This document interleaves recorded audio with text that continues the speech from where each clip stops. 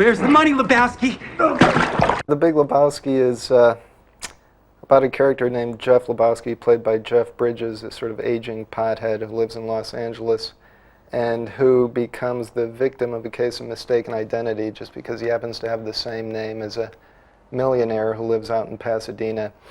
By virtue of that, he's thrust into this intrigue surrounding a kidnapping involving the millionaire's wife.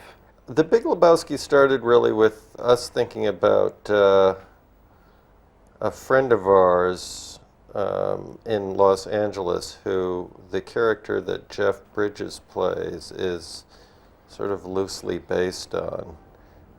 This is a guy who we've known for about 15 years who actually does call himself the Dude.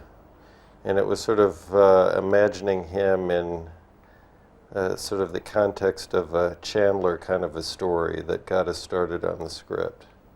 It just seemed interesting to us to thrust that character into the most confusing situation possible. The person, it would seem, on the face of it, least equipped to deal with it. That's sort of the conceit of the movie. Wait, let me explain something to you. I am not Mr. Lebowski. You're Mr. Lebowski. I'm the Dude. So that's what you call me, you know? That or his dudeness or Duder or, you know, El Duderino if you're not into the whole brevity thing. Are you employed, sir? Employed? The Dude, who is, he's better known as the Dude, but his real name is Jeff Lebowski.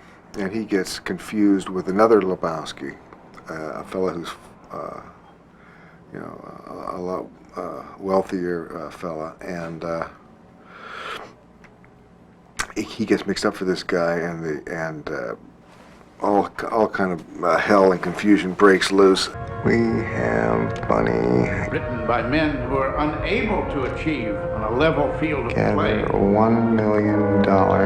Howard! Unmarked, non-consecutive, 20. Weekly. Await instructions. Bum. No fun stuff. Bummer. It was definitely the Dude we wanted. I think he did have a good time making the movie. He got to eat whatever he wanted. Yeah. I mean, it was clear to Jeff that the character wasn't into this sort of Los Angeles health, fitness, and beauty, and that he could sort of let himself go, which he probably kind of enjoyed even just for that. Well, one thing he did take from the real character, the real Dude, is, you know, the real Dude is quite overweight, and I think when Jeff met him once, and I think he looked at him and went, okay, yeah, I can kind of let my waistline go for this part. About all Jeff wanted to know, actually pretty consistently. Yeah. Jeff Bridges, the beginning of the start of shooting every scene, he'd walk up to one or the other of us and say, ask if we figured whether or not the Dude burned one on the way over. Yeah, so do you think the Dude burned one on the way over? So we'd think about it, usually we'd say, yeah, he probably burned one on the way over, and Jeff would go over in the corner, rub his knuckles in his eyes to turn him red and do the scene, and that was kind of the extent of what you had to do to direct Jeff. Some actors like talking about it more than others. No, you're not wrong. Am I wrong? You're not wrong, Walter. You're just an asshole.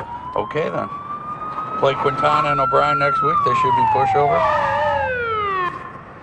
Man, you just take it easy, man. In this particular case, the story was very loosely sort of based on the sort of narrative structure of like a Chandler novel, you know, and those novels are very episodic in nature. They usually follow the main character as he sort of encounters these different characters on a sort of journey to uncover a mystery or find a missing person or whatever it may be in the novel. So that was sort of in this case, that was sort of the model for this story. In each movie, it's a little bit different in terms of where the... Actually, the one case where it got sort of, just in terms of plot, most involved and most sort of difficult for us to manage was Miller's Crossing, which was a gangster movie, sort of a homage to, or a ripoff, depending on your point of view, of Dashiell Hammett. And that got very sort of just in the sense of the convolution of the plot, got very sort of involved, and that was sort of, as I say, difficult to manage. This one, yeah, not as much. It was partly this one we sort of figured, you know, if things are become a little bit too complicated and are unclear, it doesn't really matter. I mean, the plot is kind of not the.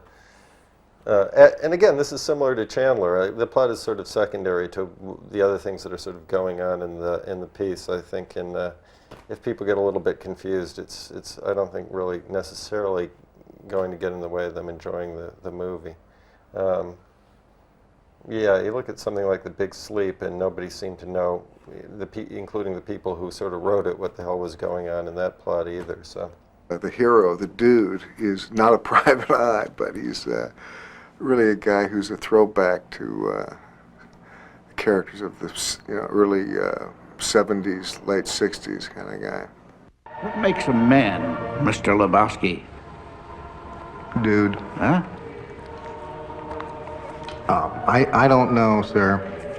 Is it being prepared to do the right thing? Whatever the cost. Isn't that what makes a man? Sure, that and a pair of testicles. Sam Elliott would actually ask us for direct, like, what am I doing in this movie? yeah, And we Sam had would to say, I tell don't him. know what I'm doing here, boys. Happy to be here. Don't get me wrong, but We didn't have anything to tell Sam. We didn't know either. But, you know, didn't hurt his performance any. How you doing there, dude? Not too good, man. One of those days, huh? Yeah. Well, a wiser fellow than myself once said, sometimes you eat the bar and much obliged.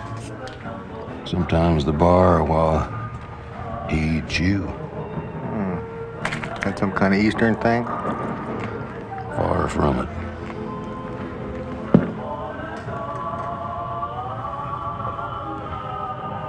I like your style, dude. we really wrote that part for Sam because we like his voice. You know, he's got that really, I mean, he really can hit that lower register. Also, he's got that really big mustache, so when you're cutting the movie, you can, like, move his lines around, cheat him into his mouth, wherever. You know, you can never see his lips. It's a good thing about working with Sam Elliott.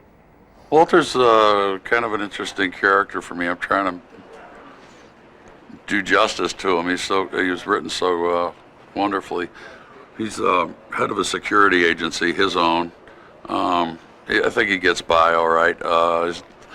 Doesn't really the most nattily dressed fellow in town. He's got his own agenda. He's got an army background, and that's his career, is reminding people of his service in Vietnam. I think he means well, but he is a little oafish. That wasn't her toe, dude. Whose toe was it, Walter? Should I know?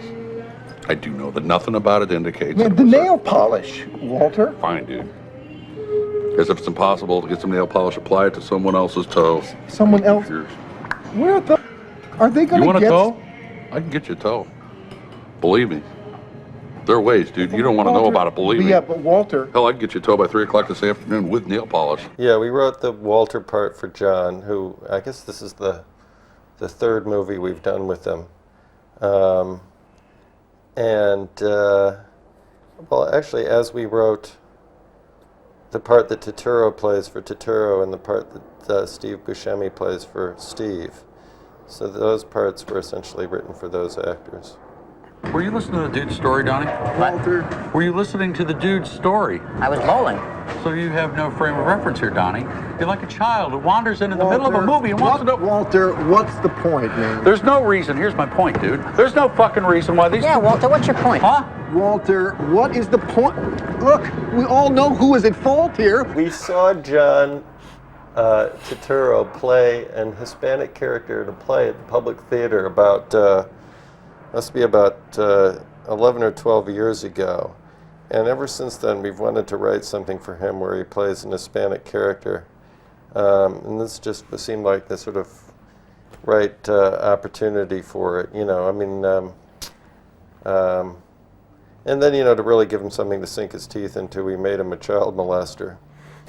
but I think it's really, it's a pretty vivid characterization given the amount of screen time he has, don't you think? Yeah, yeah. John goes to the core of things.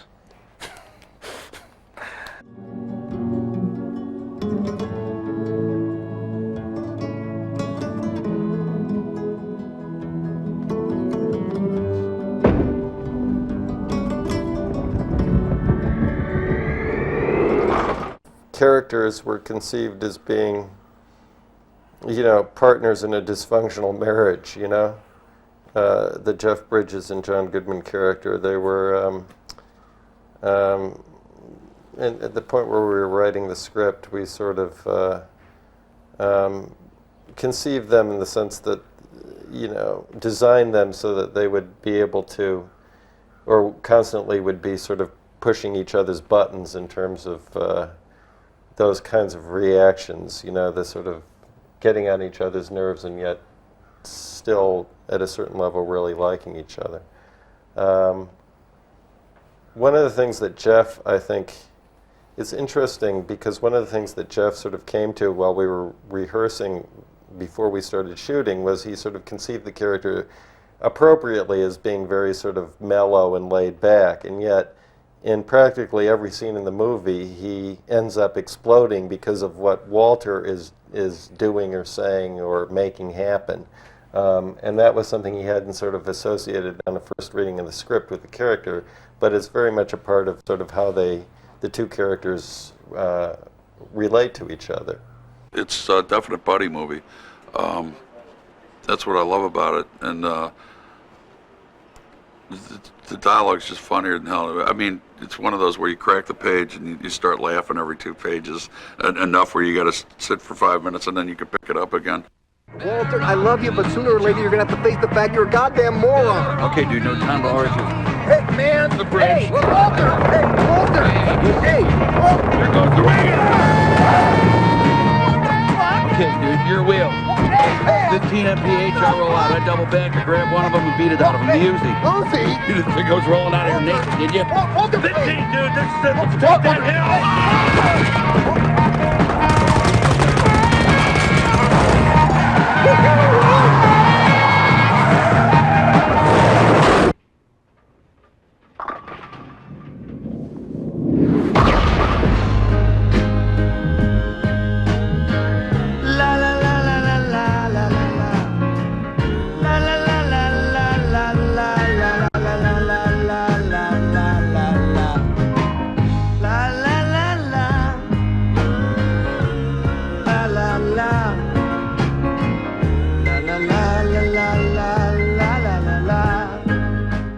We've done 4 movies with Roger Deakins as the cinematographer. Well, it's funny, we met Roger specifically. The way we started working with Roger is when we did Barton Fink, we were shooting a movie in Los Angeles, non-union. And for that reason, but on the other hand, we wanted to work with someone whose work we knew and liked, as opposed to someone who was just starting out. And that sort of meant a foreign DP who wasn't in the unions in the United States. So we'd seen Roger's work, I think, on a number of things, but in particular the Mike Figgis movie, Stormy Monday, I think was the last one we'd seen before we talked to him. And we met Roger and liked him and hired him to do that movie, and we've been working together since then. Roger is just, he's one of the, top, 3 or 4 DPs working in the world right now. I think he's like, there's nobody better than Roger. He's, and just personally, we get along really well, so it's been a good collaboration. Yeah, Julianne Moore is really good. Yeah, it wasn't meant to be. It isn't specifically English, the accent. It's some vague, non-specific, geographically swell finishing school for girls in Switzerland, maybe, accent that she came up with. Yeah, she just, read the script and sort of intuitively grasped that there should be something sort of horribly regal about the character. She's very funny. Julianne Moore plays a wonderful avant-garde artist who specializes in some sort of feminist art. I couldn't really put my finger on it. Yeah, something to do with women. Do you like sex, Mr. Lebowski? Excuse me? Sex, the physical act of love, coitus. Do you like it? I was talking about my rug. You're not interested in sex? You mean coitus? I like it too. It's a male myth about feminists that we hate sex. It can be a natural, zesty enterprise. However, there are some people, it is called satyriasis in men, nymphomania in women, who engage in it compulsively and without joy. Oh, no. Oh, yes, Mr. Lebowski. Well, movies always get weird reactions, like some journalists we talk to say, well, so how'd you come up with the story? You just like sit around and smoke a lot of pot? It's we got that from one journalist. Then when we were doing an interview in Germany, a German journalist asked us, so how do you come up with a story? You sit around in a room and drink a lot of beer?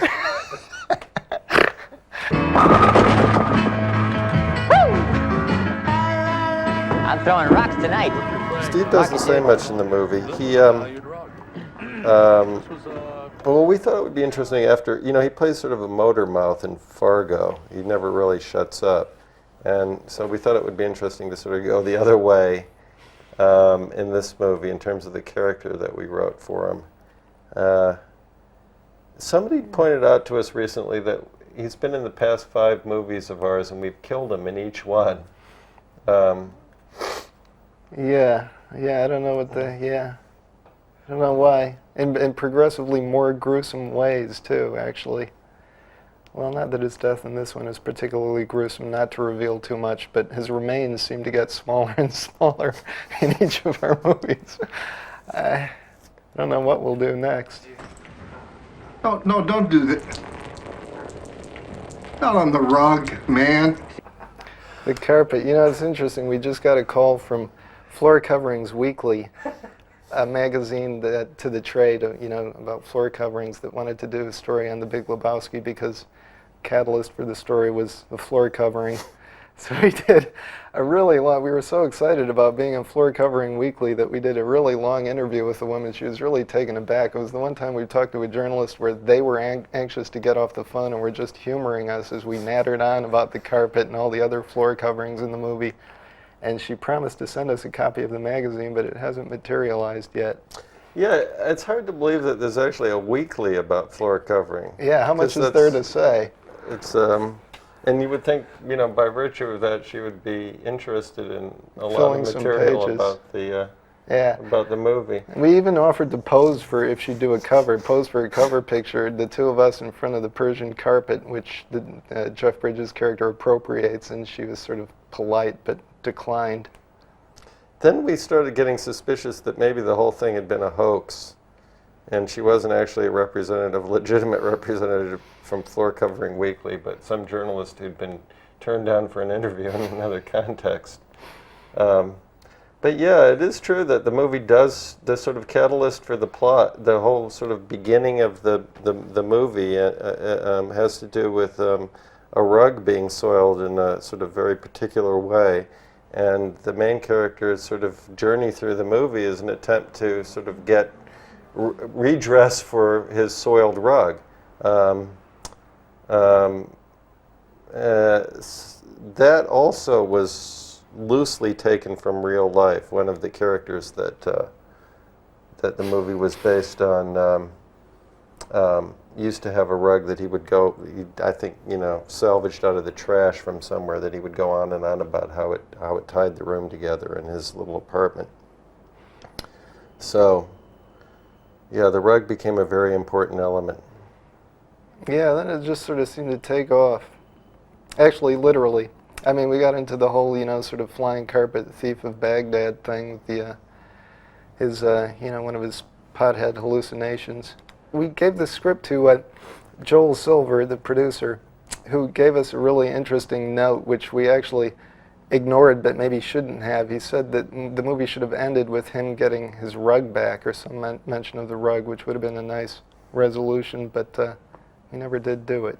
I tripped on a cloud and fell 8 miles high. I tore my mind on a jagged sky. I just dropped in to see what condition my condition was in.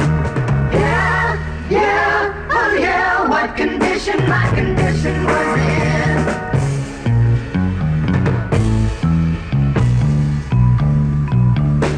I pushed my soul in a deep dark hole and then I followed it in. We thought we could do many of those shots practically, the shots where we don't see Jeff full figure sort of floating between the girl's legs in the bowling alley. But actually, human body is such that Jeff's shoulders are just a little too broad, and the girls, though they were cast to be tall, were just not tall enough, so that Jeff couldn't actually fit between their legs. They had to be shot in separate passes. There was a pass of the camera tracking past the girl's legs, and then a shot of Jeff floating over the, being propelled over the bowling alley, and they had to be composited in a computer with Jeff shrunk very slightly so that he could indeed sort of plausibly pass between their legs but not look like not shrunk to the extent that you'd notice.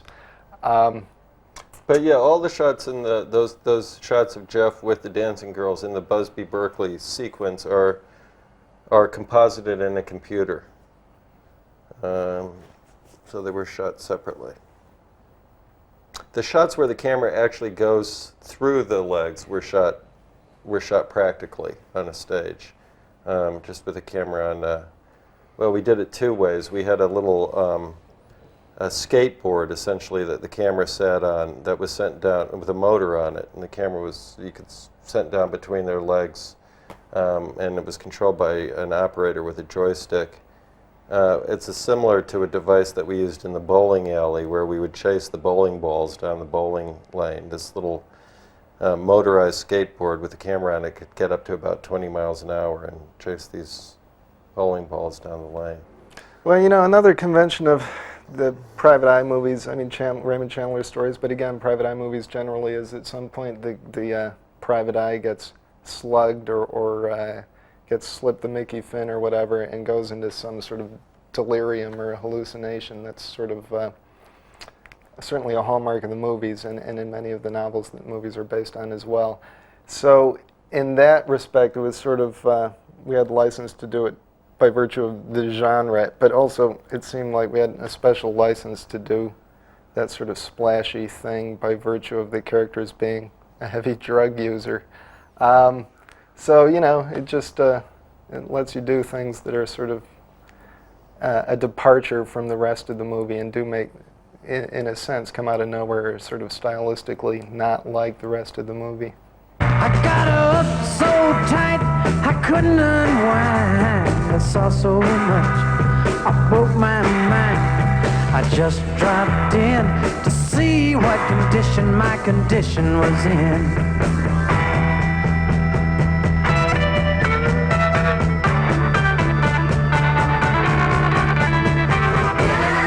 Yeah, oh yeah, what condition my condition was in.